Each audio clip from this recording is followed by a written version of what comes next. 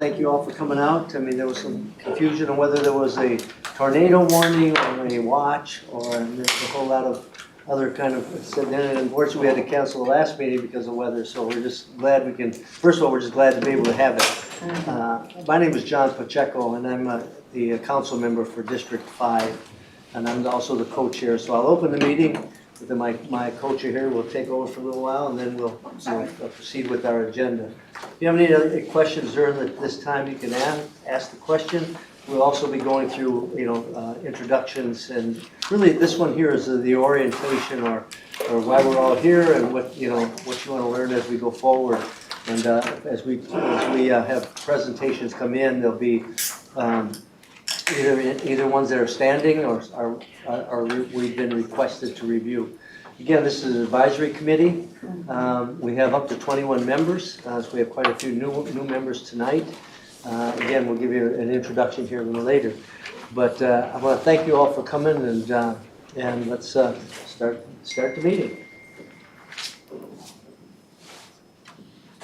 Good evening. Hi, I'm Vanessa.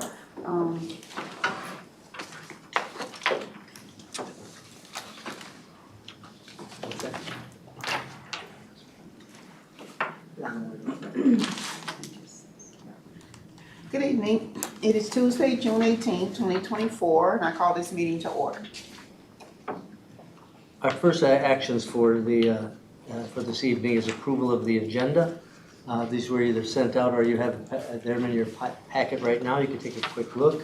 And so at this point, I would entertain a motion to approve the agenda as presented. So moved, Mr. Chair. Second. Moved and seconded. All in favor? Aye. Thank you. Now we have the second item here to approve as the minutes from the last meeting. I know a lot of you weren't here, but there was a core here that from the previous meeting here. So at this point, they are also in your packet or have been sent out. And so at this point, I would entertain a motion to approve the agenda as presented. So moved. So moved and seconded. Second. All in favor? Aye. All right. We usually go back and forth. We're just figuring our timing out here. But at all of our meetings, and whether it's this advisory committee meeting or the full council meeting, we have 5 minutes that are available for people from the public to come in and make a comment. In the council member forum, you can only speak to something that's not on the agenda, which is kind of weird because you want to speak to something that's on the agenda. But they give them time to say, to be on the agenda here or after, and so we really don't have that, but we do have a limit of, well, it's 5 minutes, but usually it's 3 minutes at a meeting. But so if you know somebody, if somebody wants to come speak before the council, before this advisory, we do allow for that to happen. We don't have anyone, to my knowledge, here tonight that are just non-members but are wishing to speak. So I'll move on here. Right now, we don't have these subcommittees. We were holding until we refilled this squad here, if you will, to get enough people so we'd have subcommittees.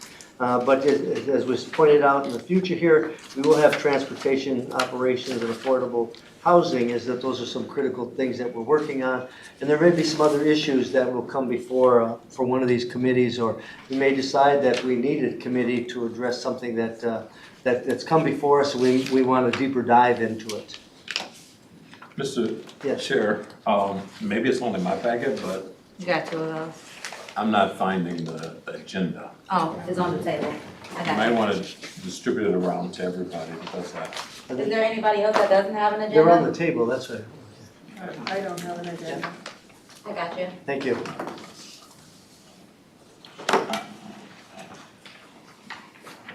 thank you. Of course. And who else is? Yeah, I have a party over here. I got it from Sugar. I know. We're too worried about the ice mountain water. I'm looking for it. I don't see it. That was There's a-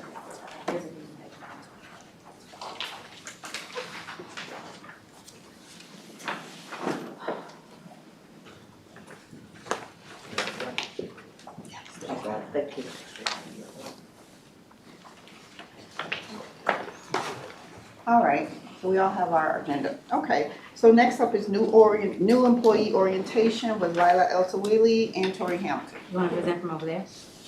Or you gonna present here? Okay, Do you have the clicker? I don't have the clicker. Is the clicker close to somebody else? Sorry. You can grab it, Lila? Perfect. Point of order. Co-chairs? Yes. Do we not have minutes to approve? Minutes? Meeting minutes? Did we approve Yes. it? We did approve. I heard agenda. We approved the minutes as well. First he said minutes, but then when it came to the approval, he said agenda, but we approved that, but this is possible. Okay, thank you. All right, so good evening to new members and of course to our loyal existing members. We don't like to use old. There's nothing over here, okay? So this is the EAC, which stands for the Equity Advisory Committee's Orientation 2024. If you hear it a lot, we usually don't spell out the whole name. We usually say EAC. So I just want to make sure that y'all understand those abbreviations. I'm Tori Hampton. I am an equity consultant here at the council, and I work under the Equity Implementation Unit within the Department of Equity and Equal Opportunity. Do you want to introduce yourself? Absolutely. I'm Lila El-Tuili. I'm the council's Enterprise Equity Senior Manager. I lead the Equity Implementation Unit in the Office of Equity and Equal Opportunity. Pass it back to Tori. Perfect.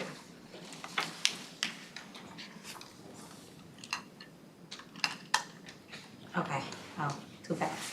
So just a couple of things that were the agenda that we'll be discussing in this presentation. We'll be doing welcome and introductions, history of the Equity Advisory Committee and also the purpose, Met Council structure, Robert's Rule, also the committee attendance, council policies, EAC workflow, EAC advising role within the council, EAC work plan, and 2024 calendar. And then we'll leave questions at the end for feedback and also for feedback. So just a little welcome. We are thrilled to have you join us, of course, at the Met Council, the EAC. Sorry, I forgot, I gotta do both. As a part of our dedicated team, we are committed to promoting equity within this organization. That's the work that we do here within our unit, within the Equity Implementation Unit. So that's one of the reasons that we do run the Equity Advisory Committee within the Office of Equity and Equal Opportunity.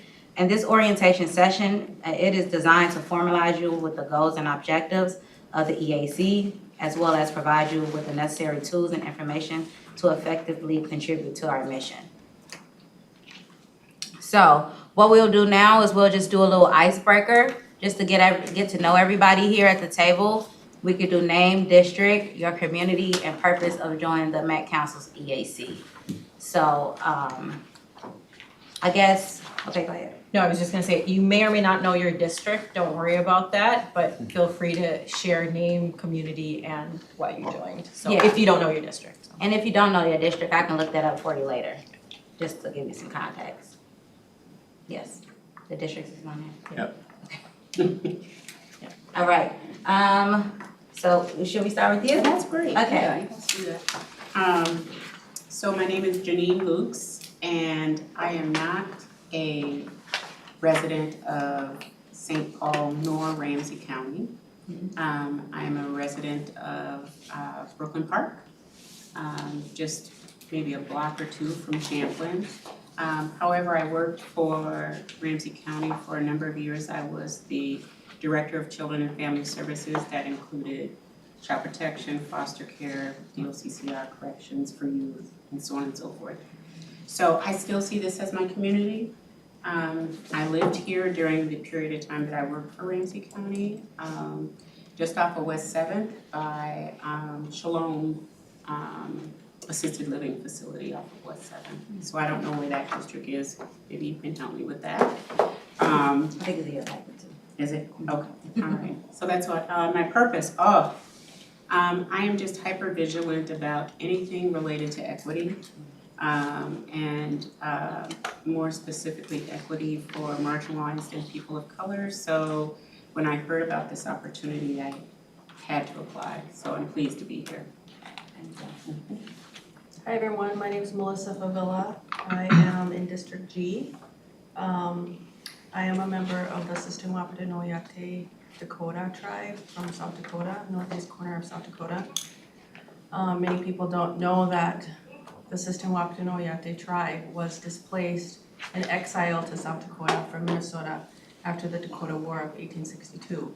So these are my community's traditional homelands. This is where we were for many, many years. So I am very passionate about equity, and I'm glad to be here with you guys today. Edward McDonald, I am an at-large rep now. I live in the wonderful city of Oakdale, which is a suburb of St. Paul, for those that don't know that location. And I'm involved because I want everything to be equitable, fair, equal, and accessible to everyone. Hello everyone, my name is Samira Aset. I'm from District D, so 7 and 8, basically in Bloomington near Mall of America. Equity, I would say, is something I've always been passionate about. I also serve on the Housing Redevelopment Authority Board in Bloomington. And so over there, I specifically focus in on housing rights and equity for people of color in Bloomington. And then I also serve on the Minnesota Department of Health Home Care and Assisted Living Advisory Board. So we basically just kind of advise the state on how to improve. And equity over there is also something that we definitely care about. So it's something that just matters to me personally as well. So yeah. Good evening, I'm Anita Rena Davis. I represent District 7. I live in North Minneapolis. I've lived in North Minneapolis for 70 years. I've been involved in civil and human rights for over 50 years and active in Northside community issues. And that's pretty much why I'm involved with my council, because civil and human rights has always been my work. And I believe that the Met Council represents a lot of areas that we need to make sure that our rights are included in that, and that everybody is represented in their voices and in their actions. Hi, everybody, I'm Vanessa, represent District G, 1314. I am founder and executive director of the Hope Project, which is a nonprofit organization, operates in the Twin Cities, and we have 3 primary initiatives. We provide mental health services for BIPOC males, BIPOC males, housing stabilization services, particularly for people who are that have barriers, like maybe a prior eviction or UD or felony, and then services for survivors of domestic violence. So that's what I do, and I also work full-time for Social Security.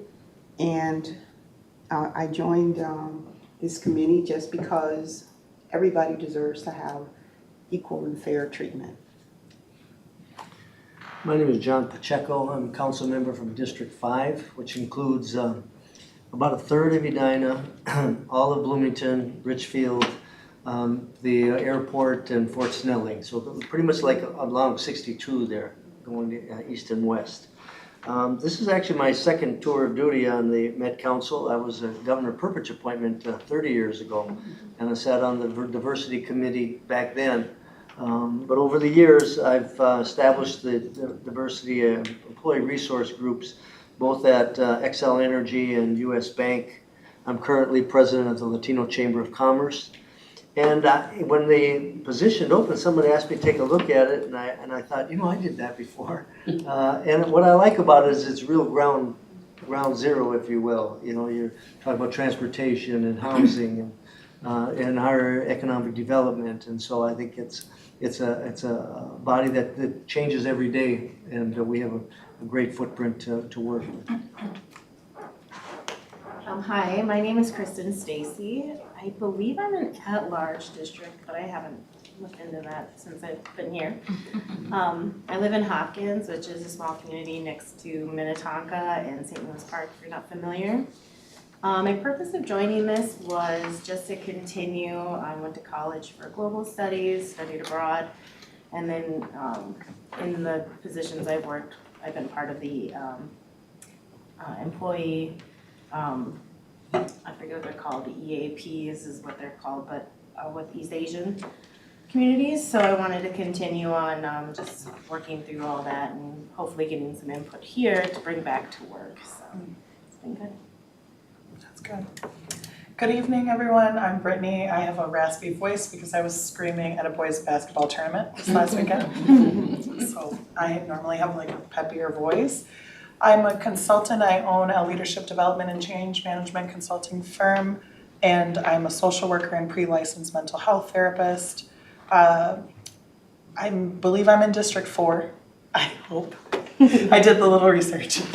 And I just ended my term as the Vice President and Racial Justice Chair for the National Association for Social Workers Minnesota chapter. And that was a really fun experience, but it was one that I had to do a lot of engagement to get our population to just join some of the extracurricular activities and trainings. So I'm very grateful to see the warm faces in here, the beautiful faces in here, as well as the diversity. Probably can't add more, but I can echo everything that most folks have said here.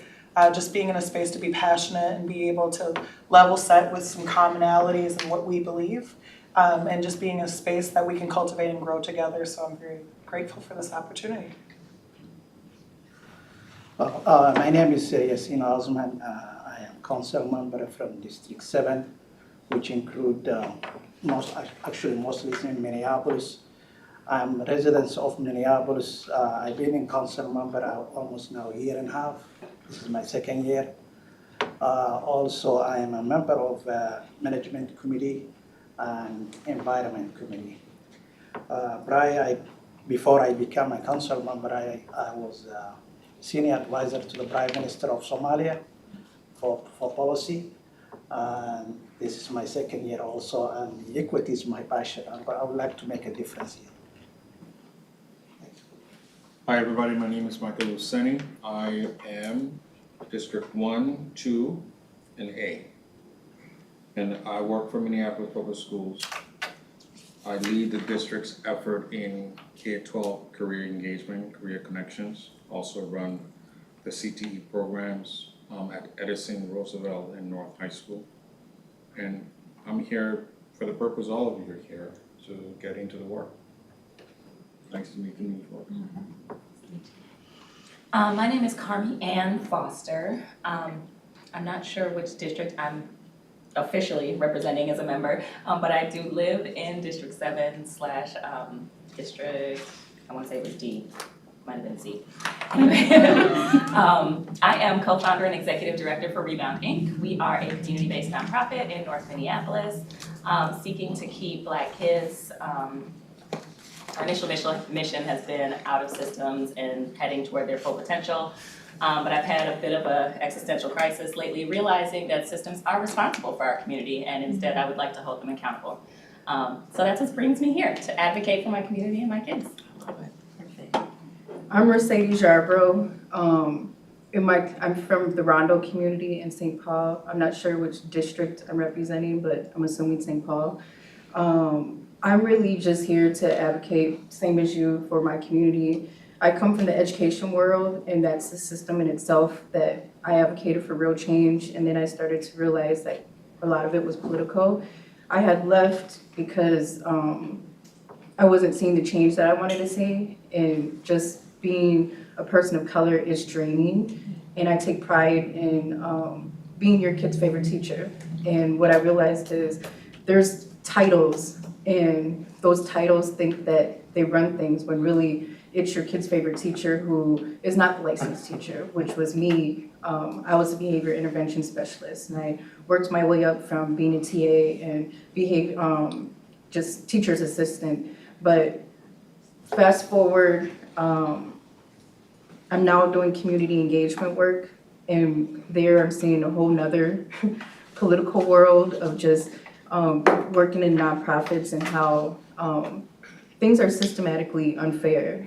And I am very passionate in just holding people accountable. Rondo is a very historic community, and a lot of money is being unaccounted for. So lots of organizations are receiving money, but we're not seeing it in the actual community. And I'm seeing how people with money and power are controlling the narrative in the media, and I'm very passionate on showing the truth.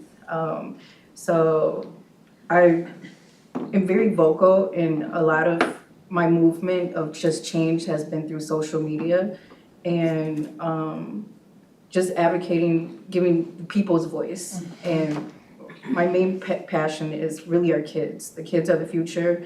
So I've seen how St. Paul has changed a lot, and it's endangering our kids. A lot of resources and just the programs that I grew up having with athletics and educational programs are non-existent anymore. So yeah, there's a lot. And that's why. I guess we already introduced ourselves, but I'm in Minneapolis, and my purpose is that growing up, I never knew about some things until I moved to different areas. And it's just crazy to see how different things are different in different places and how the resources are not distributed equally. So I've always wanted to be in a field where I get to impact others and other people's lives in a way that my life wasn't impacted when I was a child. So that's my main purpose of being an equity consultant. Yeah. I guess I'll share a little bit about my journey as well. I think I started in this field probably about maybe 23 years ago. I have been in multiple equity spaces, corporate diversity. I've been in the nonprofit sector. I've been boots on the ground. And then I ran for office in 2018 and saw all those inequities as I was door knocking and talking to people.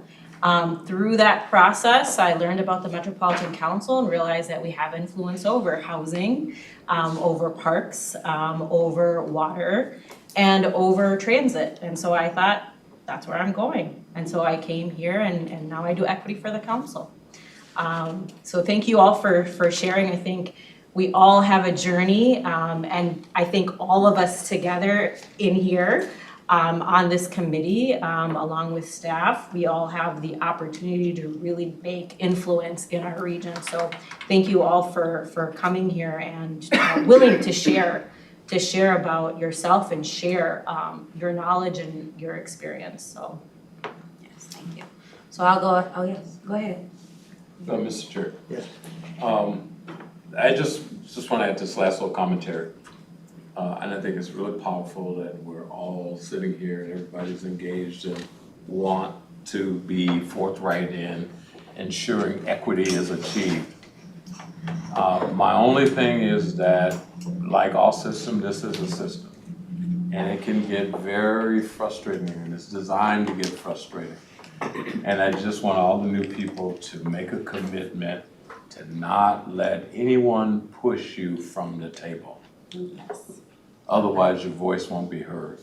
And there are lots of folks that really don't want your voice to be heard the right way. And I feel the energy. I don't want that to get zapped. If you can just make the commitment, you're not gonna leave the table. Okay? Stay at the table, Like that. regardless. Like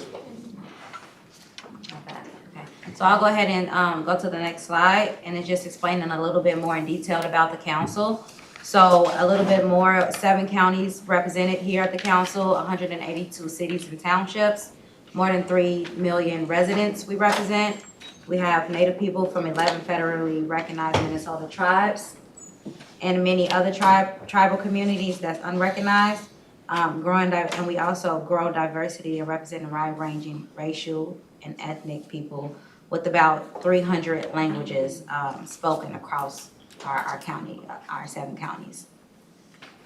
So just to get into a little bit of that, I know she was saying earlier that about you used to work in St. Paul, but here we represent all of the communities that sit at the table. So I just wanted to make that known.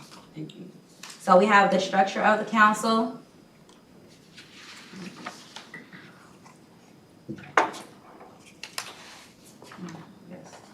My slides are out of order for some reason. So we have 17 members of a council that's appointed by the governor, 16 members representing 16 geographical districts, one at-large chair member, which is currently Charles Zelli.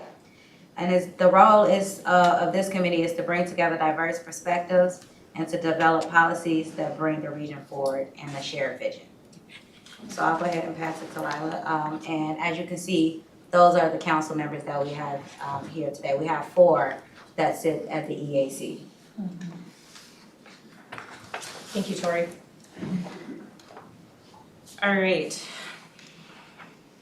So at the very top, we have Chair Zelli, who's appointed by the governor. We then have our regional administrator, who's currently Ryan O'Connor, who's appointed by the chair. And then we have 4 divisions. We actually have 5 divisions. Regional administration is 1. If you can think of like the umbrella services, that's in regional administration. Then we have Metro Transit. Those are the folks, if y'all remember from our conversations, bus and rail. We have Metropolitan Transportation Services. The director of that division is Charles Carlson. Leslie Conderas is our Metro Transit general manager. The Metropolitan Transportation Services, those are the folks who you may recognize Metro Mobility. They also are the area of the organization that does a lot of research on transportation, also pass through federal funds, go through that division as well. Community development, the executive division manager or director is Lisa Barajas. Community development is housing, there are also parks, and a number of other things as well. Environmental services, the general manager is Lisa Thompson. Those are the folks who clean our water for the entire region. So the Equity Advisory Committee was I think it started many years ago, as Councilmember Pacheco said, but it may have been paused for a little while. And then it wasn't until the 2040, so Thrive 2040 in 2014, that another attempt to create this committee was made. And out of that same body of work, the equity policy was created. The equity policy evaluates, it helps us as a council evaluate our operations, planning, investments through an equity lens. It helps us identify and mitigate disproportionately adverse effects of the council's work, and that's externally into the community, also internally. And then it requires for us to engage a full cross-section of community members in decision-making. So all of the engagement you all may see in the community, that's required by 2040, and then also the equity policy internally helps us make sure that we do that. And then providing fair and just access to opportunities and services that support regional diversity. So think of our small business work, small business contracting, also having access to buses and rail and having access to all of the services that we have here at the council. And then also coordinating the network of infrastructure development to benefit all residents in the metropolitan area. So you can't have bus and rail without having the infrastructure to support it, right? Mm-hmm. So we have influence over that, and we ensure that we use the an equity lens through the equity policy. The equity policy enforces that. Mr. Chair, can we go back to the slide before of the structure? Yeah. Mm-hmm. Are there any African Americans leading any of those divisions? Not leading, no. Are there any Asians leading any of those divisions? No, they're all white. Well, Lisa Barajas is. Oh, she's not. Yep. Lisa is? Lisa is our community development executive director. She is a woman of color. Otherwise, everyone else in the structure is not a person of color. Okay, I just want to know. Thinking equitable here. And, you know, one of the things is achieving diversity in those opportunities. So as we said, I just don't want us to be flowing through this and obvious kind of things like that flash up there and we just overlook it.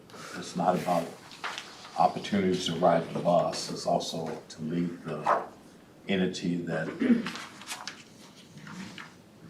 oversee buses. So anyway. Yep, absolutely. And I'll just share, we do measure these things in our office.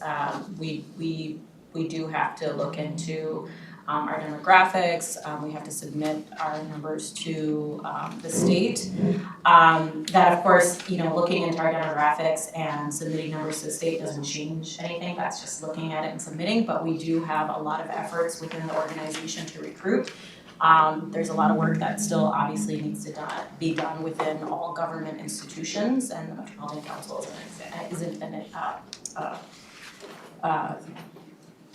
example from that, so. Yeah. So let me ask you Just one. remind them also You that see the them too. majority- This is them. The majority of the council members are of color. So this is the most diverse council we've ever had. And so, and there was a Latino that was a regional administrator when I got here, and then he left. And so you're looking at a snapshot in time here, Yeah. not the whole history or not the whole organization. Because like I said, the council members we have now are primarily diverse and from each community. Yeah. And also, 8 women and 8 men in terms of Yeah. gender. Correct. Yeah, and I would also add that, council members are the folks who make those large-scale decisions as well. So there's absolutely a lens, I think that is used, from personal, professional, and, all sorts of different, just different viewpoints, when the work is done. And I'll also share that internally, our demographics doesn't necessarily match maybe the highest, positions within the organization. But again, you're absolutely correct. We should be striving to have folks in those upper level positions. Well, Mr. Chair, I mean, striving is a real interesting term. We should be accomplishing. It should be there. We shouldn't be striving, it should exist. That's how I like to look at it, because we're constantly striving. We could be there forever. I mean, current time, it should be equitable. We shouldn't be even sitting here thinking about strategies of equity. It should be real, it should exist. In fact, the laws that came on the books to achieve it was some 70 years ago. And we're still striving 70 years later. But I'll sit here and I'll continue to strive, but I think it's important for us to stay at the table and demand that it exists now, not that we strive for it later on, or people get on their heels and try to create excuses for it, like, well, we did have somebody 12 years ago, it should exist today. It shouldn't be that we should be striving, and that's not trying to insult you in any way, it shouldn't be. Oh, I'm not insulted, yeah, understand. Yeah. All right, sounds good. All right, so we wanted to go over a few of our internal policies. I mean, all of the policies that we have internally here that apply to staff also apply to our committees. One of the policies that we are sharing is the respectful workplace procedure. It's a procedure, not a policy. We want to make sure that you all know that you have the right to have a safe environment where you can voice your concerns without any type of fear of retaliation. That also goes for staff, so people who are presenting also have the same right, both ways. They can't retaliate, and then folks can't do anything to them as they're sharing. We want to emphasize the importance of considering diverse social and cultural norms within conflict. So always think about the folks around you and what their experiences may be. Sometimes people just have, honestly, a bad day, right? And then they come in here and that sometimes can show up. So, take those things into consideration. Members are expected to engage respectfully, possess conflict resolution skills, and use when needed. And then encouraging members to seek support from council resources when necessary. So if something happens, let us know, right? Tori and I are the folks who support you, and if something ever happens, someone says something that may have hurt or may have come across in a certain way, we wanna hear about that experience. So if you can't take care of it, between the two folks, just let us know. We'd like to know. All right, so to add on to that, bullying is prohibited, inappropriate behavior is prohibited, and retaliation is prohibited. And I think most people have a good understanding of what that is. If not, it's right here. We want to make sure that we have a psychologically safe environment. Sometimes we have really difficult conversations here, but we want to make sure that, people feel that they can share that even if the opinion doesn't match everyone in the room, so. No solicitation procedure. The important part of this procedure, every once in a while this comes up. The council may not enter into any contract or purchase order for goods or services in which a council member or council employee or their immediate family members has an indirect or direct personal financial interest or will personally benefit financially from the contract or purchase order. So this comes from our procurement department. This applies to staff, and it applies to committees, and it applies to our family members. And sometimes there are situations where, maybe a partner owns a business and they want to submit a proposal for an RFP out there. Sometimes that can be escalated and it can be reviewed, and there would be an evaluation of the situation and a decision would be made. But in general, we are not allowed to enter into contract where we are personally benefiting. I have a quick question. Say we're having a conversation that would financially benefit us in this kind of situation too, Yes. if it was just here in the meeting. Yes. Would we need to excuse ourselves during the conversation, or what is the protocol on that? Yeah, yes, you would need to excuse yourself. Now, the tricky part is we are a public meeting and we are recorded. So you'd still be able to get the information. But yes, you would excuse yourself. You'd let us know maybe ahead of time. And then, we would have an opportunity to have a conversation. So, yeah. Oh, yeah. All right, the next part is our office. The Equity Advisory Committee is supported by the Office of Equity and Equal Opportunity because we are the folks who drive equity and advance civil rights in all council strategy. We provide oversight over programs, activities, and services, inclusive and accessible policies, operations, and investments, for employees, small businesses, and region resident stakeholders. So naturally, the Equity Advisory Committee kind of belongs in this area as we as staff do this work. I mean, the Equity Advisory Committee is one of many things that we do. In our particular unit, this is my unit, which is the Equity Implementation Unit. As we do our work, we are taking what happens in this space and we are moving it across the different spaces that we're in. And so that's why the EAC is in the Office of Equity and Equal Opportunity. As I said, we are the Equity Implementation Unit, along with the many, many different things that we do across the council. We support the Equity Advisory Committee. We do council-wide equity coordination, so we coordinate across the entire enterprise. That means all 5 divisions. We partner and we collaborate with the divisions on equity work. We implement the council's various equity-related internal and external work plans. We're not just internal, we also do external work. So plans and policies, such as the Equity Policy and the Americans with Disability Act. We provide, so both myself and Zacharias Halu, who's our assistant director, we sit on the policy and procedures team, and so we look over policies and we have the opportunity to kind of, hear what happens here along with what happens across the council and in our work, and be able to influence policy in that way. So there's definitely a partnership with what happens here and what we do. Yes. You said all 5 divisions. All 5 What divisions. are the 5 divisions? Regional administration. Is it from, Yep. I only saw 4. Yep, so regional administration, is where, one? yep, that's one Okay, division. okay. It just falls through. Yep, Okay, yep. thank you. Sounds good. We facilitate diversity, inclusion, equity training and programs. We coordinate the Equity Advisory Committee, and we develop and implement the Met Scholars and Ability Internship Program. Those are some of the big things that are actually happening all at once right now.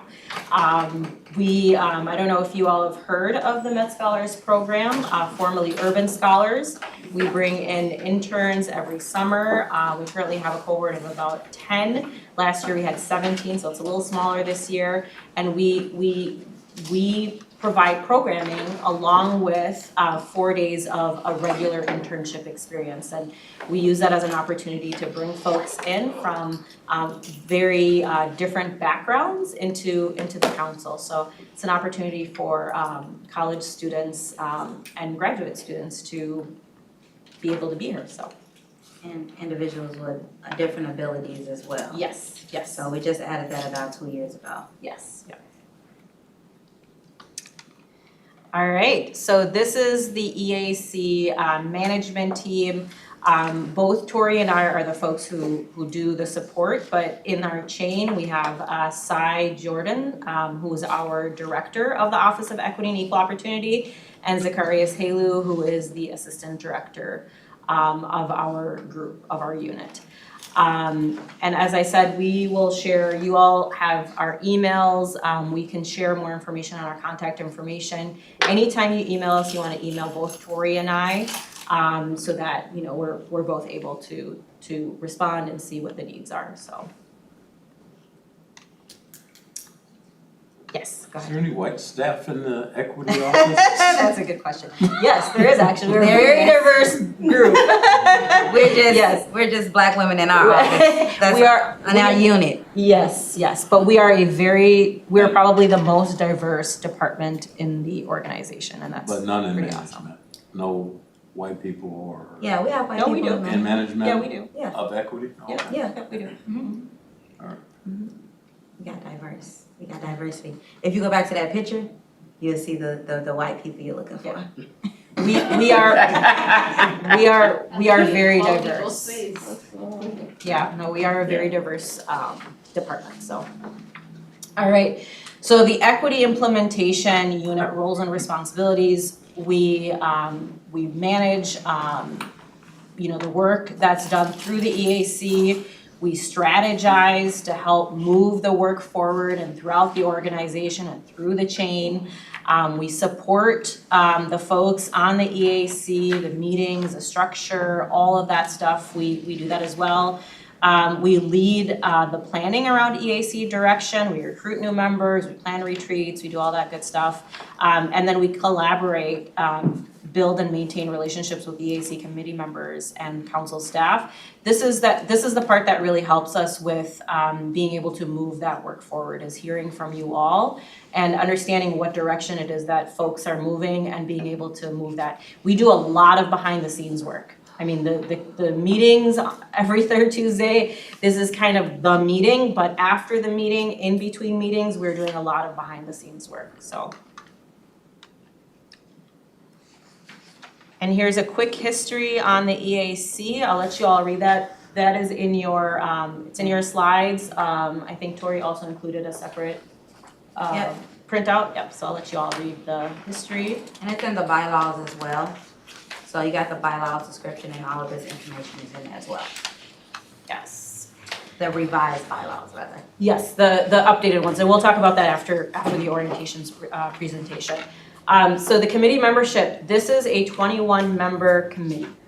And the bylaws specifically call out certain groups, identities, backgrounds that have to have representation on this group, or in this group.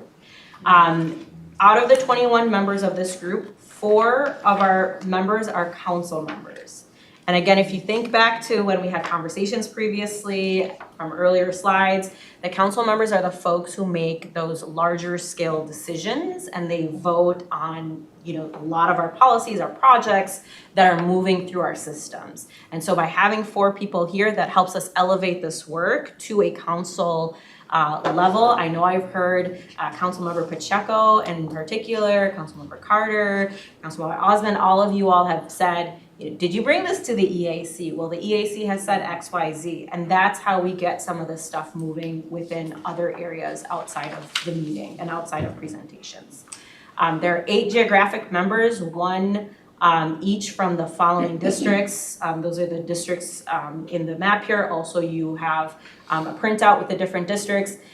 We have 9 at-large members, and the difference between the geographic seats and the at-large members is the geographic seats, there's a, I don't want to say expectation, but there's an understanding that folks will be in the community, they will be attending things within their district, they'll be listening to committee members, they will bring that into these meetings in this space. Same goes for when you're out in the community. So as you hear from us here, as you hear from people presenting, as you hear from the folks on the committee, you will also be having those conversations organically. So we're trying to move things back and forth in community into the council, from the council into the community. So we're trying to have things flow.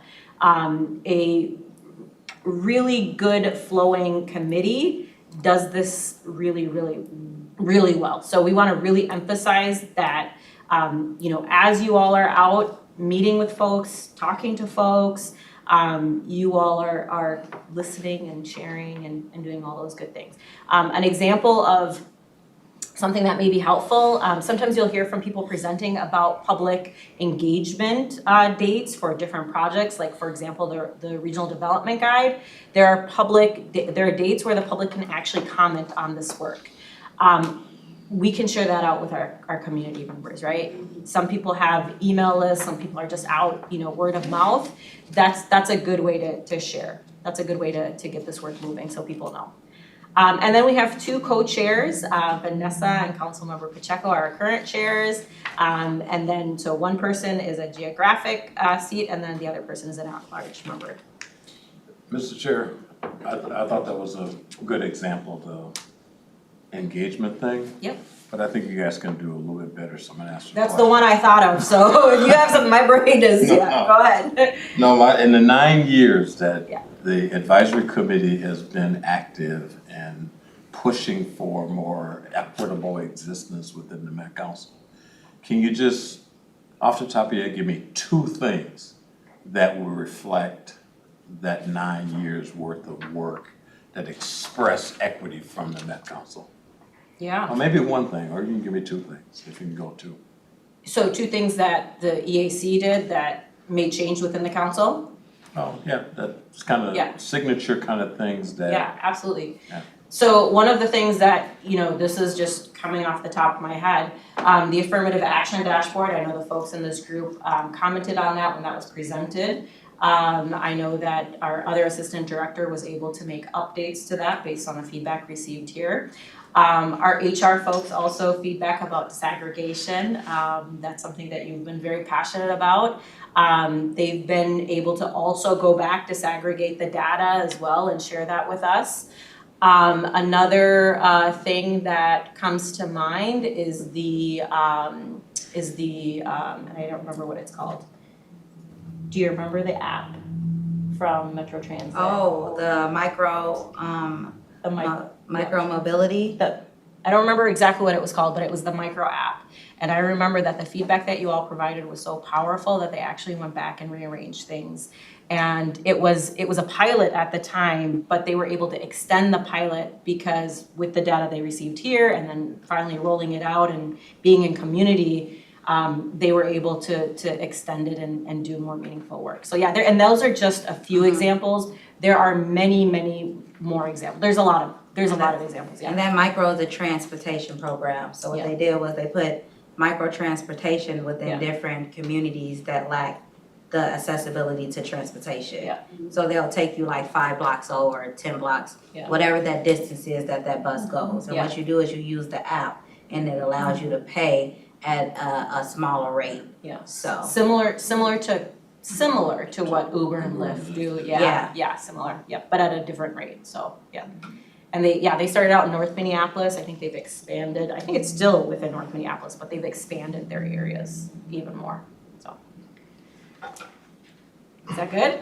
Yeah, that was. I'm pretty sure we got some more things in our back pocket. Yeah, well, there's a lot more, and I can name tell you. 5 more, but I'm not gonna do it. Yeah, no, absolutely. And this is, and in addition to what's shared here, we also leave these meetings again, and when we are in these spaces, we're like, well, where's the advice that EAC gave? Where is this? And so there are many ways where this information penetrates. Sometimes it's not even, it isn't obvious because it is feedback and then they go back to the drawing board and they rearrange things. We may not see that right away, but there are many, many examples of how the EAC has influenced a lot of the projects, programs, and policies here at the council. Stay at the table. So are we like forbidden from like saying our opinion on social media? There isn't anything that prevents you from sharing your opinion on social media. The only thing that I would say is you are as a committee member, you now represent the council. So that's something to navigate very carefully, just for you on a personal level. But I don't believe there's anything that would prevent you from commenting on social media. Like if you think of it positively, like you want to share about some of the things that's happening here, you can absolutely share that. I don't see a problem with it. We use our own social media for like recruiting and other things. Commenting, I don't have information on that. I can look into it. And I will also say that this is a public meeting. Yeah. So you're being recorded live at the moment. Yes. So all of the Everything is information that we public. say in this room, it automatically goes to the public. Yeah. Okay. So if you want to rewind some things and include it and post it, Yeah. the things that we say here, this is a public meeting, so Yeah. everything is public knowledge anyway. Yeah, and we do get, go ahead, sorry. I think it's forever. It is forever, Forever. yes. Yeah, this is definitely a public library. So anyone can go back as far as they need to since we've been recording, and they can pull up any video. We have been contacted by the public and asked questions about comments made in this meeting space. And so when that happens, that comes to me. That comes to me, and sometimes it escalates even higher. Because my name is listed on the website and I respond, so, yeah. But just a comment from the council standpoint too, is that we have to, again, we represent the public as well. Yep. And so when the media would call me or another council member, we check with the media department before we Yes. respond. Yes, Because we're not sure where it's coming from Right. or whether we have the right answer. correct. And so it's often referred to our media department saying, here's the question, or when I get an email, I just forward it here, help me answer this. Because I'm not sure what they're asking, and Yeah. so we make sure that we follow those kind of protocols as well. Yeah, absolutely, yeah. There is a protocol internally. I think as a committee member, it is a little different, but I would recommend that if you do have something like that, you can contact us. And you're not, like I said, it's a little different. When you're staff, you absolutely represent the council, right? But when you're a committee member, you are an official role. And so people will perceive it as, the council. So, yeah. Is that helpful? Okay, all right, sounds good. All right, so EAC committee responsibilities. Each committee member is responsible for regularly attending committee meetings. I cannot express this enough. We need you all to come every month. We need you, we need you, we need you. We cannot influence any of this work without having people show. And sometimes it's hard to come because the conversations are tough. Sometimes maybe we have things on the agenda we're not interested in, right? Maybe, there's something else that we want to do, but we need you all to come. It's like what Edward said about hold on to that table, come. This is a seat, and people apply to be part of this, and many of you folks just went through that. We need you here. We need you here. We need you to contribute. We need you to share as much as possible. Even when you think it isn't making a difference, it's making a difference. We need you to come. You're serving as a liaison and ambassador to advance the broader interests of the local communities or interests they represent. So this is that thing where you're going into the community, you're bringing what's happening here into the community, you're bringing what's happening into the community, into the space, and you're sharing what you're hearing here, there, and there, here. So if that makes sense. You're serving as a conduit for information by routinely reporting back to their communities or organizations on activities and discussions with committee members and people who are sharing here. Question Yes. about that. Yes. When we do share information that we've discussed and it is public knowledge. Yeah. If someone is upset or offended by something that we've said and they want to take higher measures because you were here, are there like repercussions for, I think similar along the commenting, sometimes I, could be excited to share something and I don't know, for whatever reason, someone could take that out of context. Yeah. Is there like consult that happens internally for us if someone is like frustrated with that? Because I think of I have a consulting firm, and so like knowing that I talk a lot about equity, I know that's, depending on how they hear it or half hear it, they could take that out of context and feel offended. Yeah. Do you have advice, or like can we seek advice internally for those kind of things? That's a good question. I don't believe those services would be available to like committee members. Sure. However, I would say if that comes up, let us know. We can talk through some of those things that are happening and possibly look into some sort of guidance. I mean, we haven't had that happen. Okay. So, and we don't have anything that indicates that we would be able to provide, like consulting in a situation like that. Mhm. But we can maybe talk through it and see if there's something we can do to help you. And then just to follow up, and I'm just throwing out the what ifs because I think that's important. Yeah. What about any threats, like any Yeah. public threats that we get for the comments that we make here? Yeah, that's Is a good that- question. We haven't had that happen Okay. either. But I have served in I actually served on a nonprofit and I had to have my name removed from the website because we were getting, me and other people, we had to have our names removed because we were getting personal threats. I would say do what you need to do to keep yourself safe. And also let us know. Let us know. We don't have anything like that that's happened previously. I truly don't know what internally could happen. But I would personally like to know if something like that occurs, and we can certainly, again, figure out what we can do to help.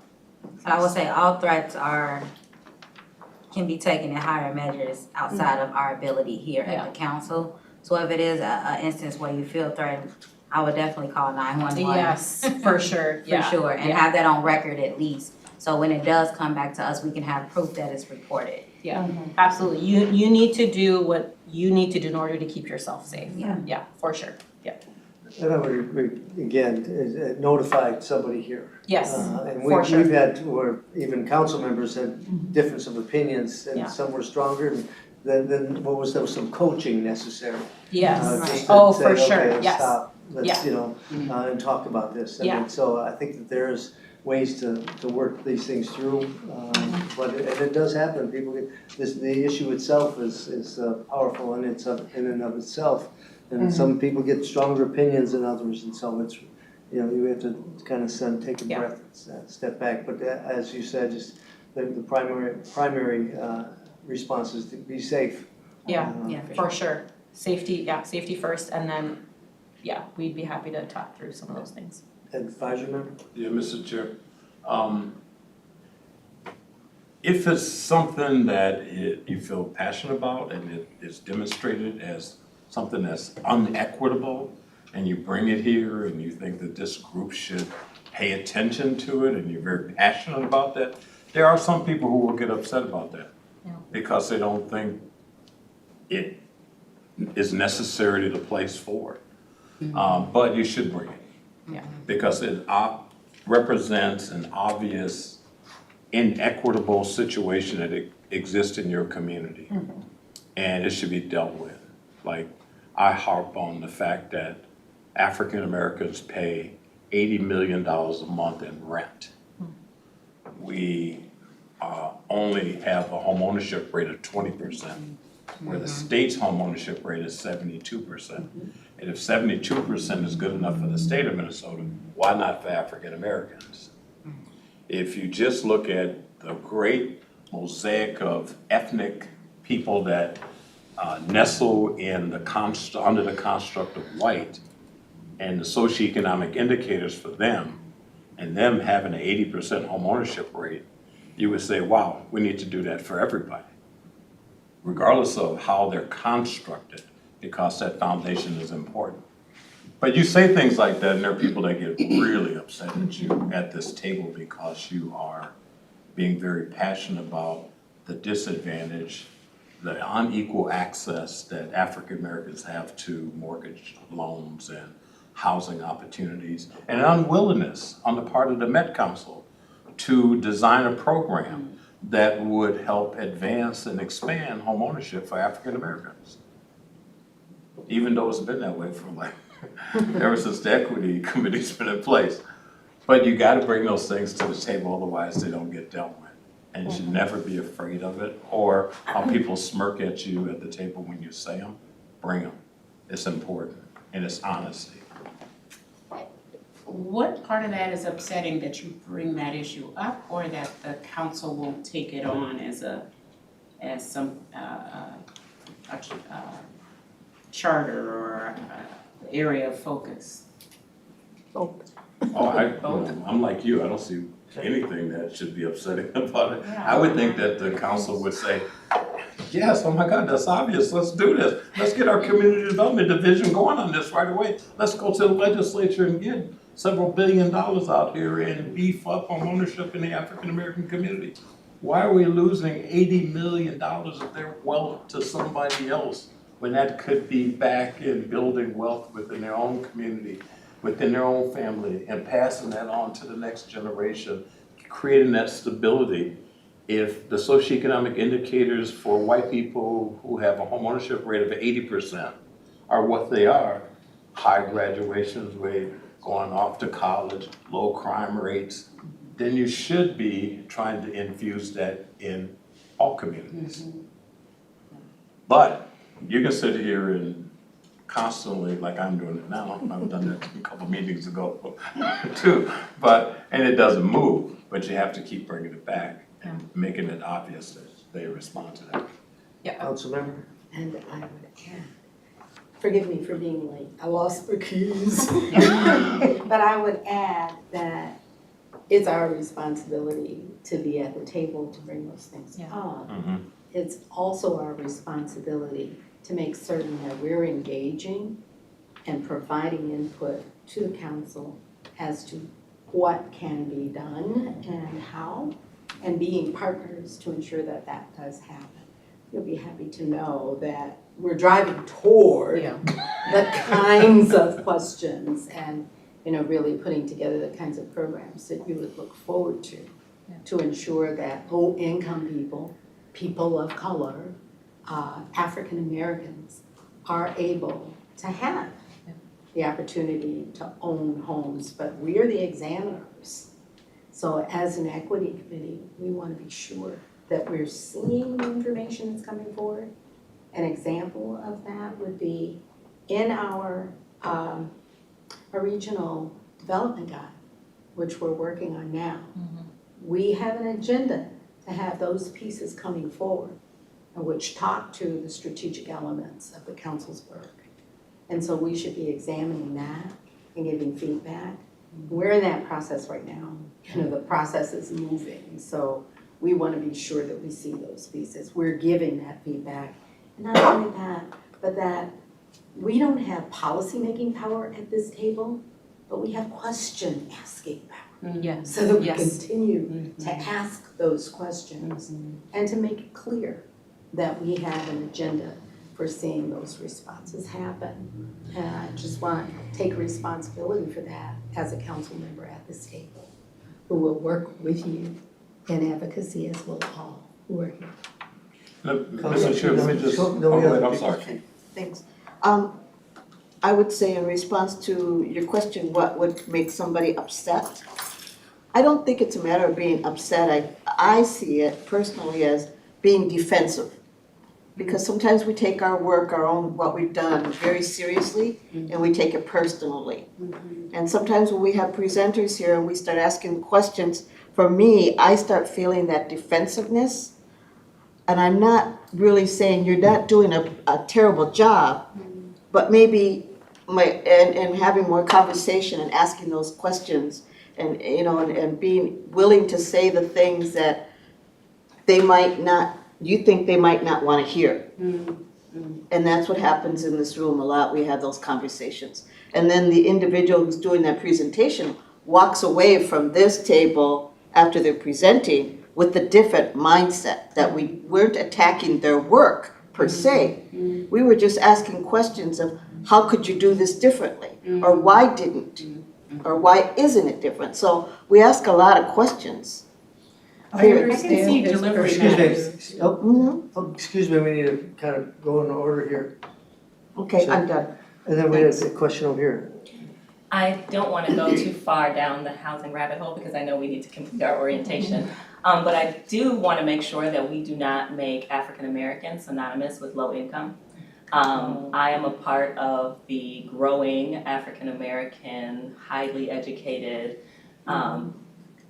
upperish, middle class constituency, and so often we are frozen out of initiatives that are supposed to be designed to increase our presence in spaces like home ownership because we don't qualify as low income, and we've worked really hard not to qualify as low income.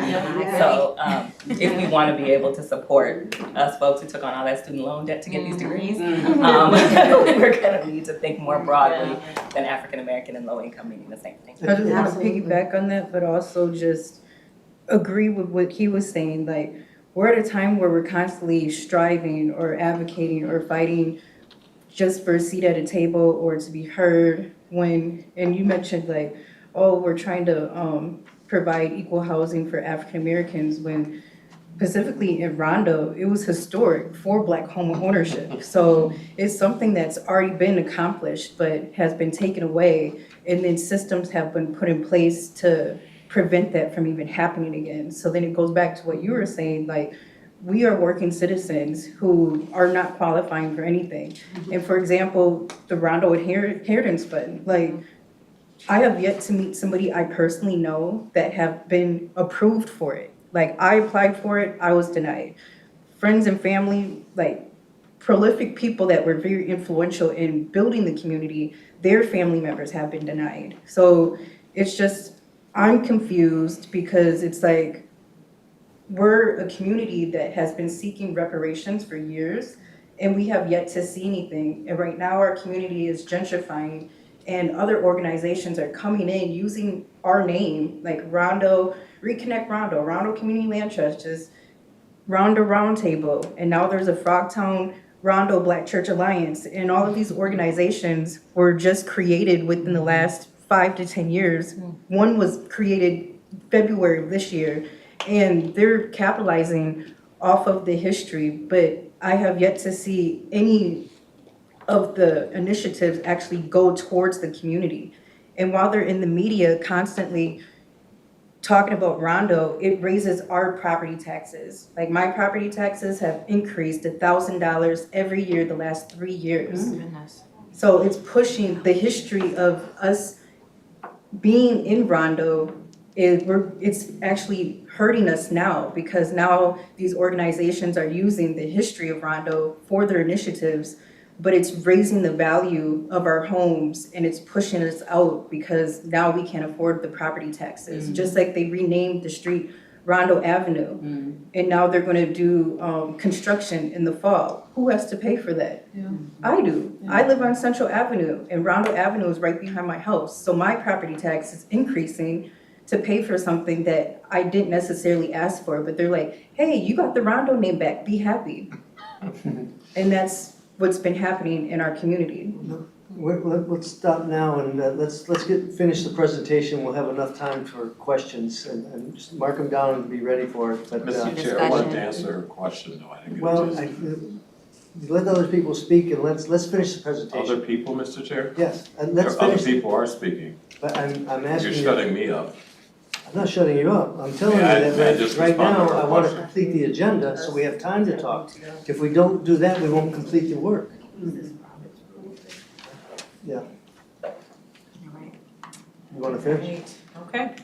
The fourth point is actively participating in committee discussions by sharing ideas and expertise. Exactly what just happened here, right?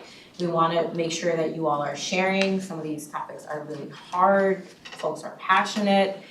Sometimes you may feel like, you might be asking yourself whether or not it's something you should share or shouldn't share it. As Councilmember Carter said, people need to hear it, but also the power of asking questions is so influential. I mean, it's planting the seed of actually having people think through the work and influencing that work in that way. So you may not have the ability to just sign off on a policy, but you do have the ability to share your idea, to ask those questions, to really dig into what's being presented and influencing change in that way. So.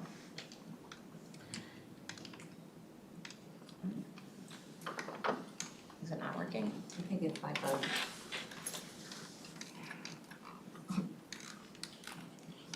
Beat the bed. This is what my old is. A little harder. Is there a button here I can press it? Maybe the top. Oh, there it goes. Oh. Did it work? Oh, Alright. Too fast. Okay. And then providing feedback on policy issues identified by the council. So when the folks at the council bring policies, please speak up. Those are the things that really influence our system and our structure. Yes.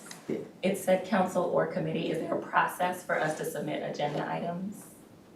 To bring issues to our agenda? Yes, so you can notify us. We used to have a standing committee meeting, but at this time you can notify us if there's something that you'd like to have on the agenda. We do have a kind of like a work plan outline, but we can always take a look and see what it is that we can add or maybe shift around if it's possible. And then if it's an information item as well, so maybe it's not a presentation, but maybe it's just information that you wanna learn or hear about, or maybe you heard something, we can provide that as well. Yes. But we can't do business through email, Yeah. so it'll have to be presented at the committee. Yeah. All right, and some just basic logistics of meetings and public transparency. Meetings are every third Tuesday of the month. They're held in person for now.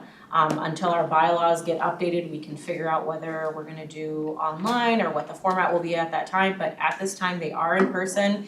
And the current bylaws, the unupdated bylaws, make in-person and public the same thing. So public means has to be in person, so the public has to access the space that you're in. If you go online, we decide to have online meetings, and this was probably the most shocking thing for me to find out, if we decide to have an online meeting and we haven't changed our bylaws, people could come to your house and attend.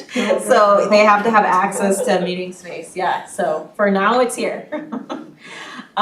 We have to provide the public with notice, so every Friday before noon, we post the agenda online. We post all of our materials, we post a link to this meeting, so there may be folks online right now watching us live on YouTube. And then once the meeting is over, the meeting is, updated and added there. Committee members must personally participate in the committee meeting, so you can't send your representative, you have to come yourself. And then discussion and voting by electronic means is not permitted, as Tori just shared. Ma'am, Yes. what is the protocol if you know in advance that you need to be absent? We're gonna go over that, but yes, It's you can coming. just let us know, so Okay. email us and let us know as early as possible, so, yeah, Thank you. yeah, for sure. Yeah, I had a question. So Sure. would it be possible to have like a hybrid option where if the public wants to come in person, they can still come? But then let's say that a committee member can't make it in person for whatever reason that day, that they can also then be online. If that makes sense. Yes, that's a great question. So the bylaws will not indicate whether or not it's hybrid or, or fully online or fully in person. I can tell you logistically speaking, this is the team right now, right? So logistically speaking, it would be very difficult for us to do that. So we will either meet online or meet in person until maybe in the future, if the team gets expanded, we'd be able to offer some of those options. But for now, it is either gonna be this or that. Sounds good. All right, quorum. Our new bylaws, we're sharing the new bylaws because we're gonna hopefully get those moving through the system and get them approved. say that quorum is a majority of the appointed committee membership, and they shall constitute a quorum for the conduct of the committee business, except that a quorum shall not be necessary for conducting public hearings upon request by the council. If a quorum exists at any time during the meeting, Metropolitan Council quorum is presumed to exist for the remainder of the meeting. Should a quorum not exist in the, and the co-chairs may use their discretion, we have to update the wording on that. They may use their discretion and entertain and report any general discussions and any consensus of the committee members present at the meeting. This is new wording, we're gonna update this and send this out because it is a little off. But quorum is basically more than half of the committee. So if it's, say there's 20 people right now, quorum would be 11. So when 11 people are here, you can vote on things like meeting minutes. You can vote on, maybe there's a decision that you wanna make on advice that you provide. We would need at least 11 people here to do that. So again, attendance is very, very important. And at any time when, say at the beginning of the meeting, we don't have quorum, but later on, we end up having 11 people in the meeting, we can at that time take a vote. So quorum can be established anytime during the meeting. And then there may be instances where there isn't quorum, but the co-chairs can decide on what they'll do in that situation. We'll talk more through that as well. What if there were 4 members who decided to not participate anymore? Oh, we're gonna go over that. Yeah, well, yeah, that's a good question, right? That's a really good question. Removal. So first we'll start on the right side. So you can be absent, right? We want you to try your hardest to be here, but we understand there'll be times where you won't be able to attend, right? Excused absences are things like injury, illnesses, family or work-related emergencies. Happens to everyone, please notify us as soon as possible.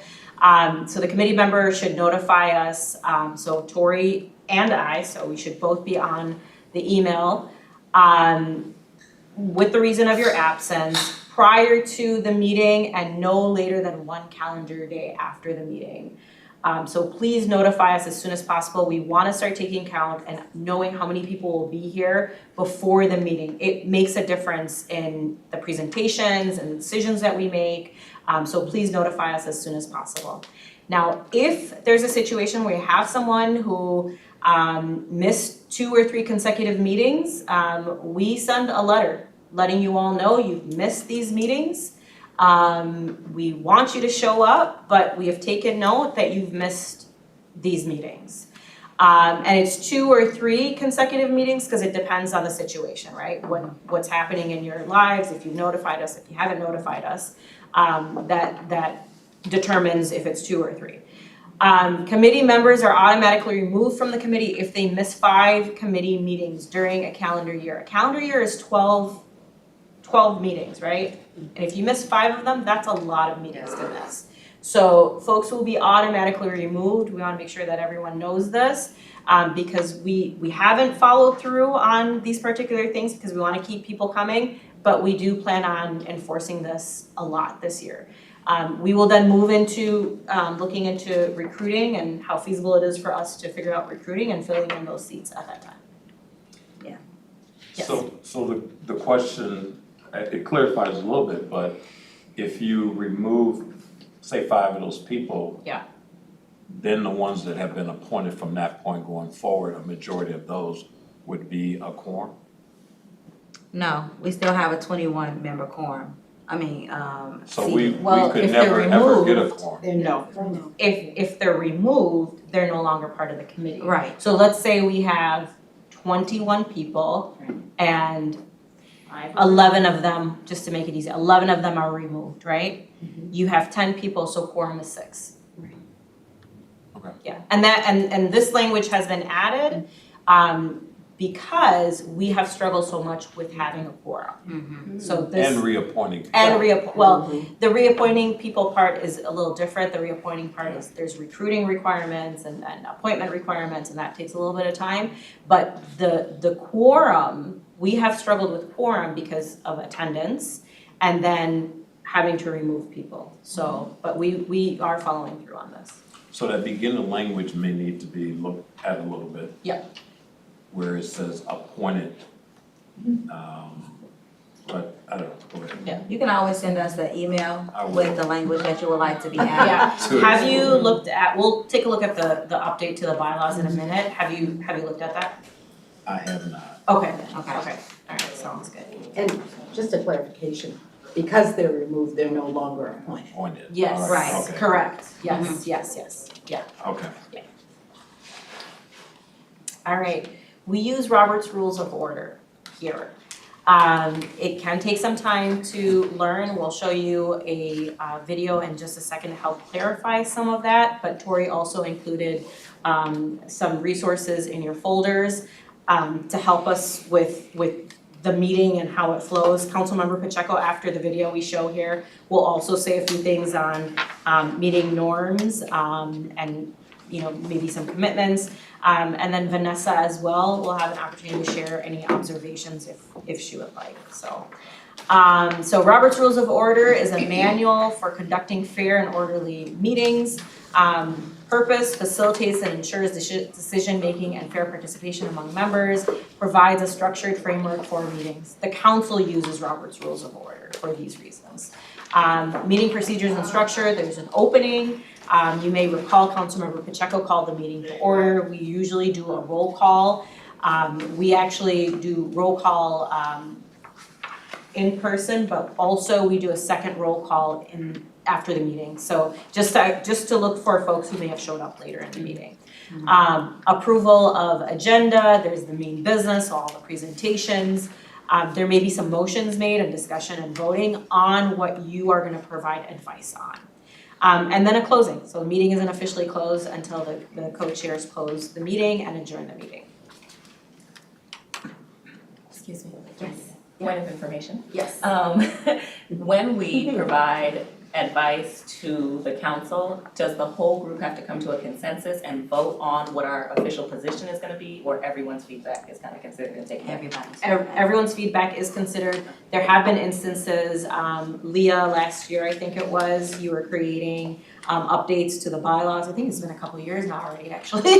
Updates to the bylaws, there was some voting on consensus on language and things like that. But outside of that, everyone's feedback is taken in and considered. Yep, that's a good question. Mr. Chair? Yep, you just press next. Councilman. Thanks. I appreciate too that everyone's feedback is considered. Yeah. We don't want anybody to pull back on what's important to you. And at the same time, we recognize that when we're giving feedback on documents, there's a strength in our having a voice and recommendations should we want to make them. So I don't know how formal that is, Mr. Chair, but I just wanted to point out that if we are a body that can agree on some things, that we provide recommendations to the council with greater strength. Along those lines, just real quickly, is there an expectation that outside of this room, once we reach a decision, consensus, quorum, that there's one voice and that there should not be dissension on that one voice outside of this room? I'll try and answer that. Thank you. Yeah, and I go back to this is an advisory committee. And there's very few things that we vote up and down other than like the bylaws and how we operate maybe. But we basically advise others that come before us on either a project or some initiative that they have. And so we can talk about it and give our response, but we really don't approve these things. So it's nothing that you would go and say, well, 6 of us voted this way or that way. Yeah. It's really how we embrace the information that we're sharing. And that's true of the council members as well. And so, I mean, there's, even externally, we take votes, and some of them are tougher than others. But once we vote, then the policy moves forward. Thank you. And, And that okay, go ahead. Mr. Chair, thank you. It kind of goes back to what you said before. Why would I be afraid of saying something here that could be? Oh, this is all public stuff. It's out there. There are people who are not here that will listen back to see how smart you are about things the system put in place. That housing discussion speaks to fair housing. It speaks to, you know, an iconic figure like Walter Mondale, who led the efforts on fair housing. But that kind of disparity shows that this entity, as well as others, are not paying attention to it, which means that one could assume that they're not in compliance with fair housing as stewards of such an important policy. So they would say, keep them a little bit quiet over there. We don't want them saying that. Let other people speak and you shut up, you know, so just, it's not always obvious, it's not always just subtle little things that happen, that kind of played itself out here today. That's why I say stay at the table and keep pushing, because that's a critical one for our children. Yeah, I'll also say that although this is an advisory committee, also remember you have access to 4 council members who do vote on those things and staff who internally work on these things. So there are other ways to not just provide feedback, but influence the system. So, and this committee is set up in this way so that things move through the system through multiple avenues. So just also remember that. We do this work internally, and council members also have the opportunity to do this work internally as well, and externally. Okay, Andrea's first.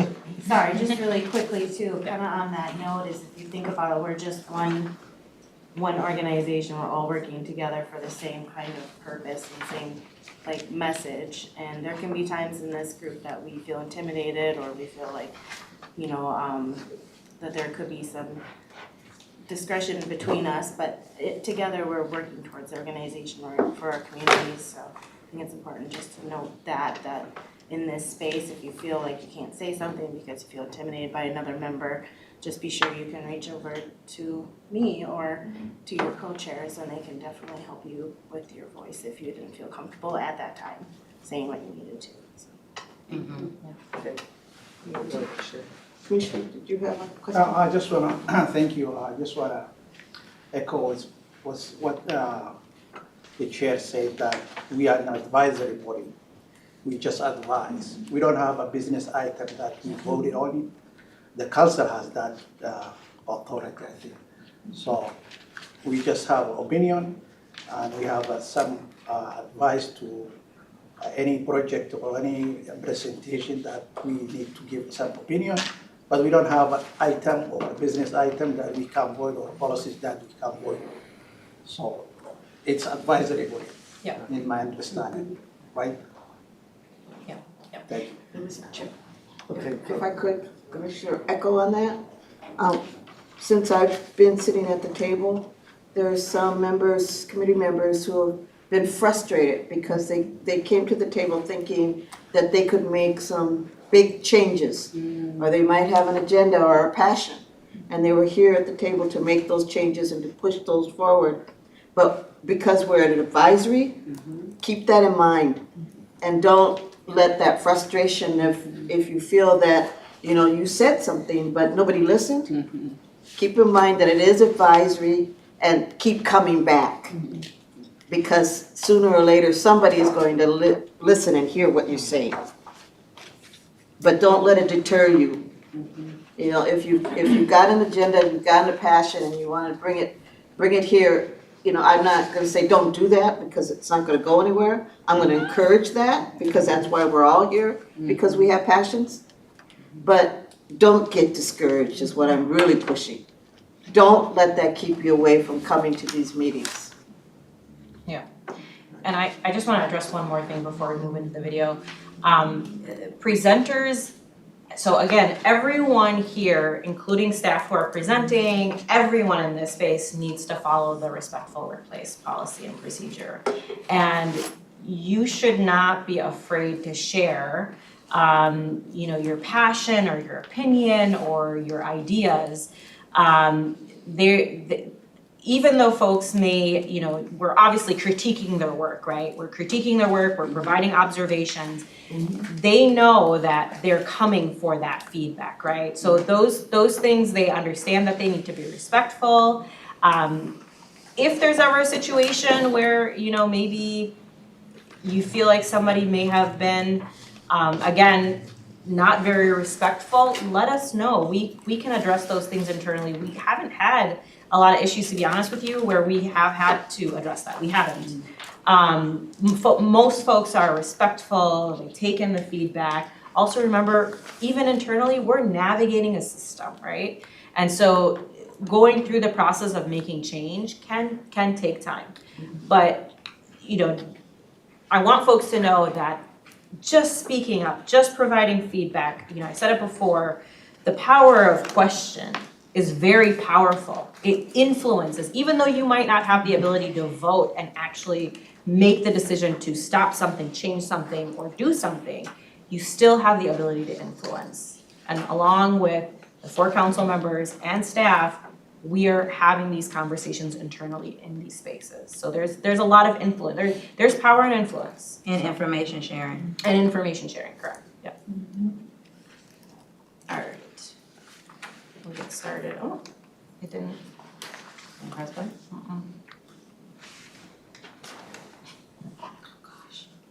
Well, let's keep going. We don't have that much time. The presentation is in your packet and also in your email. Yeah. And we did include something on Roberts Road. I'll talk to Greg right fast and he can play that at the end. Yep, and then we will also share it in an email follow-up. So we'll have folks watch that so you know what Robert's Rules of Order. I'm sure there are folks who know what it is, but we want to make sure that you all have that resource.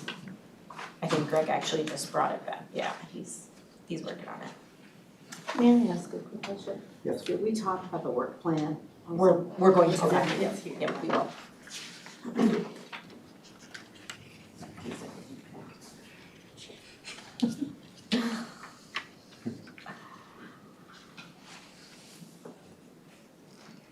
There'll be a random person that comes out and goes, speak closer to the mic. And that's the tech guy.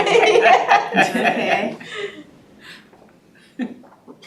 That's what tech checks are like. Your voice in the room. We've also been reminded that the mics are on. Yes. Those Yes. side conversations. Your side conversations Yes. are heard. And the mics are on specifically so the folks online can hear us, so. And this is a Yeah. microphone up here. Yeah. Yeah. And the camera. Yeah.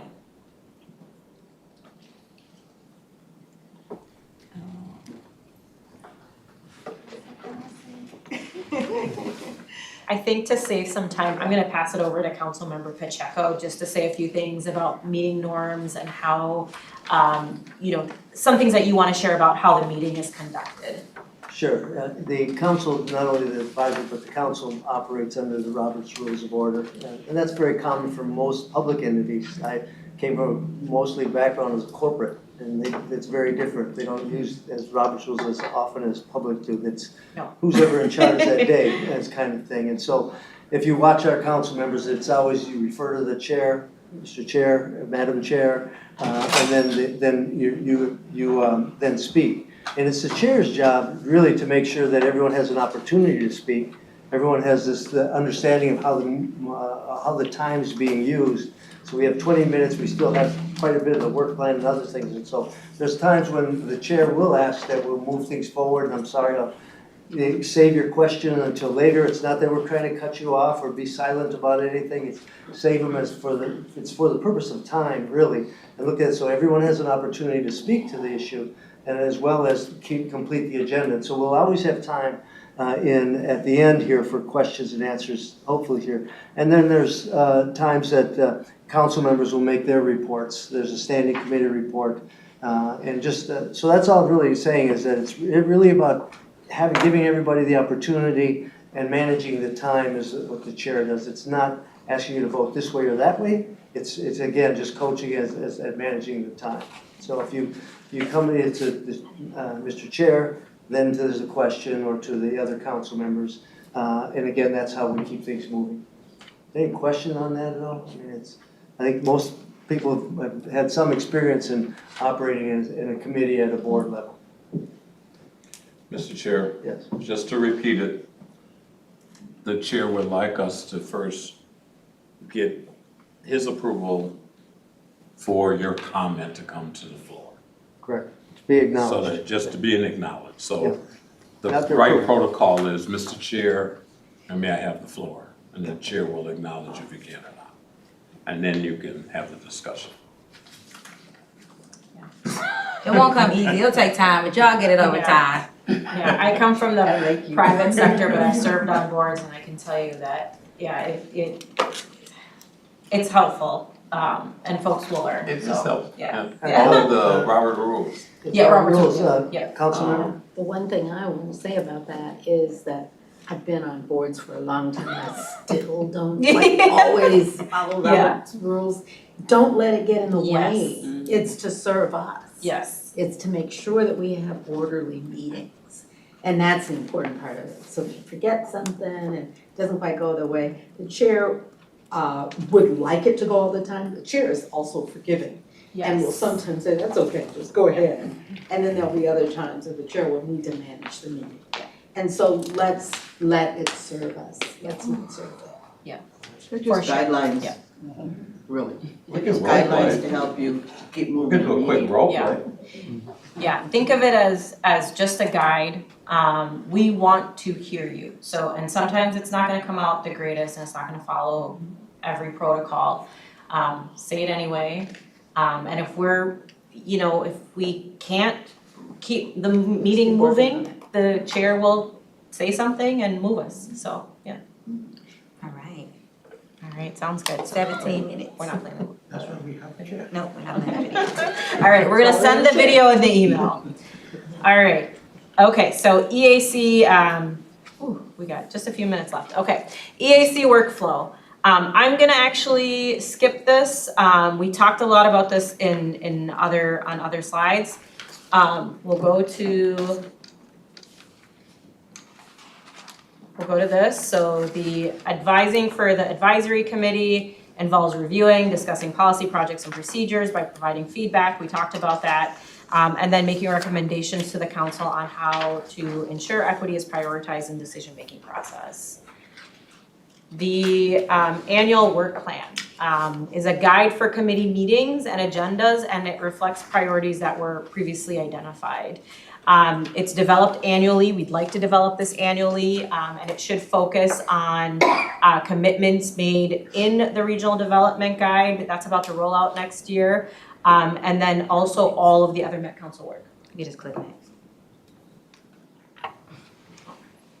And then the EAC's 2024 work plan includes 4 focus areas. So the regional development guide, that's the Imagine 2050 project that's currently happening right now. That's gonna be rolling out very soon. And there's, Councilmember Carter, the public feedback. I think you mentioned something about that, if my memory is serving correctly. I'm Is that- sorry, I was looking Oh, down here. all right, we'll come back to that. I apologize, I didn't mean to put you on the spot. That is open for public comments. And that's the guide that is released into the whole region, and leaders, counties, cities, help guide them make decisions on their cities or counties. So if you wanted me to finish that off. Yeah, sure, yeah, for sure, I've got yeah. The regional development guide in its various components is in process right now. And most of the components are nearing the 60% readiness, I think that is. Yeah. And ready to be released for public comment. So we'll be talking about that at our next meeting, I Yes. believe, in Yep. July. Yep. And beginning to see the pieces that are rolling out and understand the places where we too can participate in that public engagement process, and also share our feedback individually as well as from this group. Yeah. And that's all I have to say about that. Yeah, no, that's great. Yeah, you all will have the opportunity to meet the folks who are working on the regional development guide. We are trying to rearrange the agenda. They were originally supposed to come last month, but we canceled last month's meeting. You'll have an opportunity to hear from them and provide some feedback at that time, which is really powerful. It's what's gonna be released in the region. So again, that influence of feedback and asking questions. The small business equity audit, that's something that Tori and I are working on, along with William in the back of the room and a number of people within our department. Edward asked earlier what influence the EAC had. Well, this was something that was born out of the suggestions made here in this space. We're currently assessing our small business contracting. I'm the named project manager on this project. We're looking through all of our processes, all of our procedures, everything that we do within the system, and we're also holding listening sessions for businesses and internal staff to comment and provide feedback on how we do business here at the council with businesses in the community. So we're working on that. That's in the process. I will also be presenting more on that. We are going to be wrapping up this project late this summer. And so we've gathered a lot of data and a lot of feedback, and I'm looking forward to sharing that here in this space. And that hopefully will result in better contracting opportunities for our small businesses. Affirmative action plan, we will share more on that as well. One of our assistant directors, Ashanti Payne, is working on gathering the data, providing that to the state very soon. HR obviously plays a role in this data, and we'll be bringing all of the folks here to share with you on hiring, on retention, on all of those pieces that are also important in the work that we do. And then enterprise equity. I am the Enterprise Equity Senior Manager for the entire organization. The organization needs an enterprise equity plan, and so we want to start having these conversations in the space. We want to build this out. We want to have a strategy. I've said it previously. We want to make sure that everything happening internally equals making impact in the region. So looking at all of the components we need to bring together in order to start making that impact in all of the areas that we influence and all of the areas that end up being connected because we do work with them. So that's another part of our work plan. Anyone have any questions? We added the work plan in your folder as well. Yes. Mr. Chair, I just wanted to point out, enterprise, for those that don't know, is all of the divisions across the Met Council. And then the last one, I know there's people from regional guide, Imagine, are gonna come here and talk to us. And I don't wanna be like mean to them, but is there a way that we can get something that show the results from the Regional Development Guide 2030 and then 2040? Because now we're talking about 2050, and it would just seem to me logically, if you're developing guides, those other two should have some influence on what 50 looks like. And I have not seen results from 2030 or 2040, and I'm not sure if they're even working on those because we're not even in 2030 or 2040. Yeah, that's a great question. I know that there are components or I think bodies of work happening right now where they're going back and they're compiling that. I don't know if they're gonna be ready to share. I know a couple of the presenters from the Regional Development Guide are working on that, and they may bring pieces of that into the space and may be able to answer those questions. Mr. Chair, real quick, my mother used to tell me that sometime they can have you thinking about stuff way over here in 2050 and all of the activities going on in 2030, 2040. And you're planning 2050, so she said, always keep your eye on the current time. There you go. Yep. And it's okay to plan out in the future, but there's a lot of money, billions, that are flowing through this thing right now. While we're planning for 2050, there are people spending for 2030 and 2040. So let's keep that in mind. And I think we've definitely voiced that in those meetings. So when we're in those meetings, especially being new to the council, Lila's been here for 3 years, I've been here for 2 years.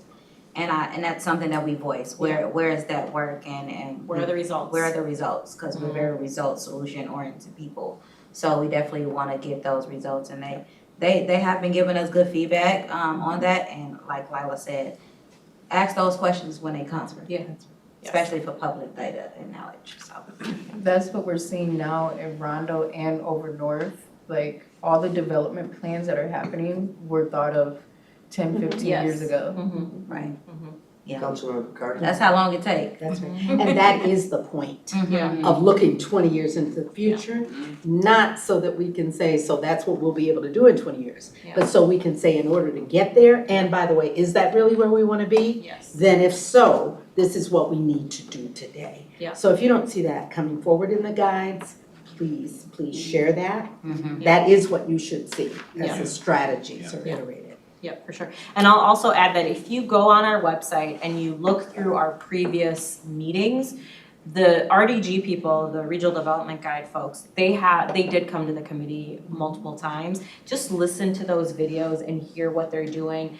They were in the community. I think one of the things that really stuck with me is they went out to the youth and asked them what they think the future is gonna look like. And so they worked with youth organizations to help shape some of these things in the future, which I thought was really cool. So if you have some time, go back and look at those old videos and just listen to some of the old presentations, at least to prepare you for what they'll share. Because now we're 60% in, and there's a lot of work that's been done. It is good to know where they've been and where they're going at this point, but.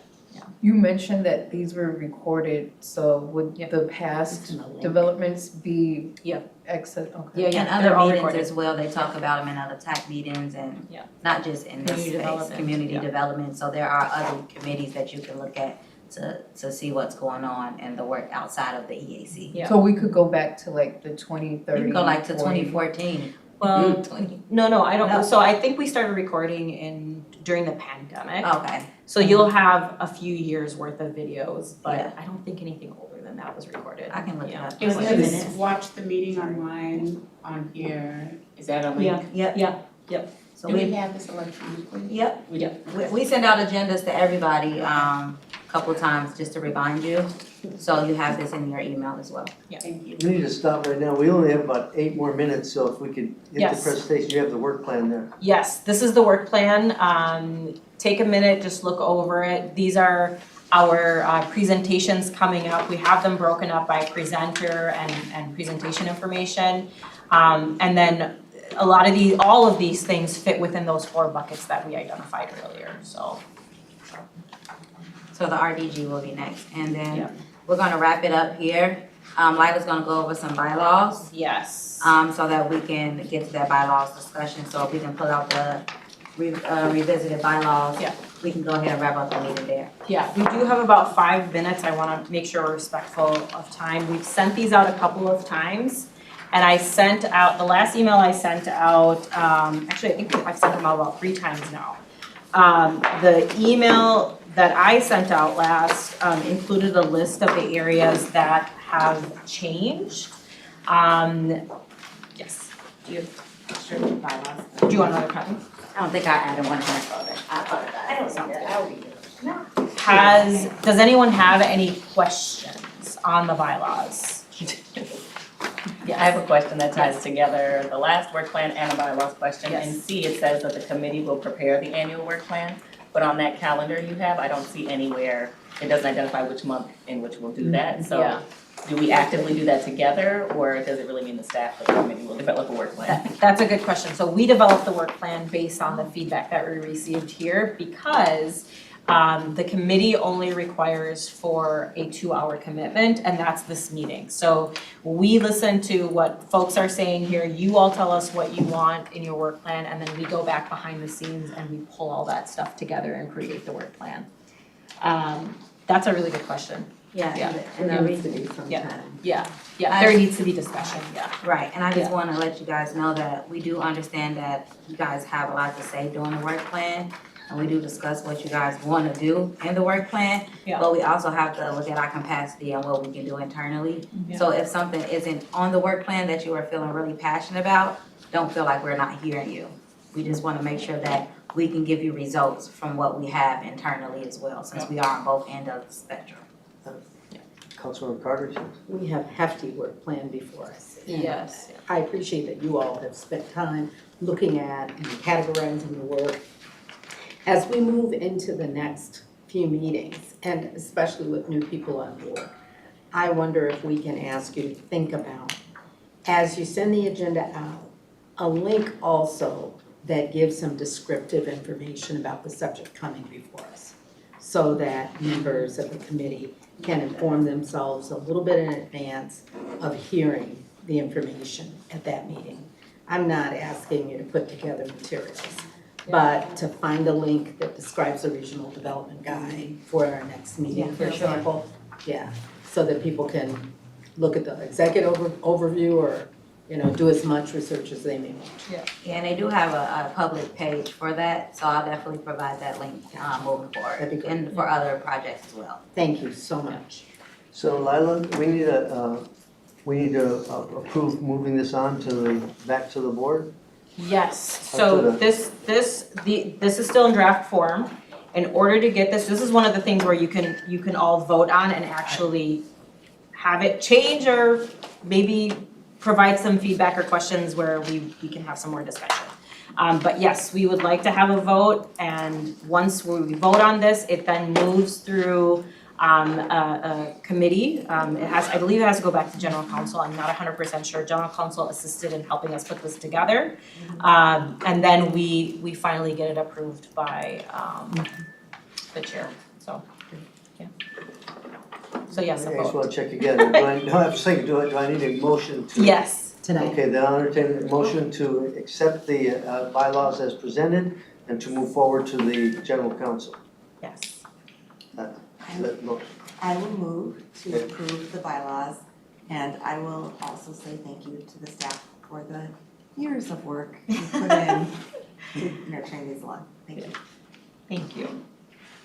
Okay, it's been moved and seconded, all in favor? Aye. Opposed?